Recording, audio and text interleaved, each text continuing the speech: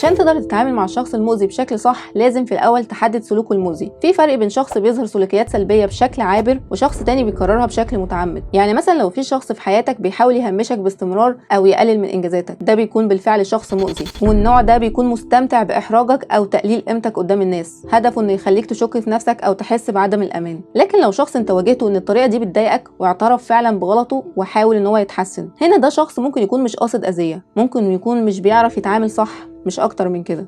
اول حاجه لازم تعملها حدد حدود واضحه. اهم خطوه في التعامل مع شخص مؤذي هي تحديد حدودك الشخصيه. لازم تكون صريح في التعبير عن شعورك لو حاجه معينه بتضايقك. لازم تقوله ان التصرفات دي غير مقبوله بالنسبه لك وانك مش هتسمح له يتعدى حدودك. انا عارفه ان في ناس بتتكسف جدا انها تحرج الناس وبيبقوا مكسوفين انهم يقولوا ان الحاجه دي ضايقتهم، لانهم عارفين ان ممكن اللي قدامهم يقول لهم قدام الناس ايه يا عم هو انت قفوش ليه كده، ويضحك ويخلي الناس تضحك عليه. صدقني انا فاهمه خوفك انك تبان ضعيف او حساس زياده قدام الناس، بس انت لو ما حددتش حدودك الشخصيه هتخلي الشخص المؤذي يتمادى في سلوكياته من غير ما يحس ان في حاجه غلط.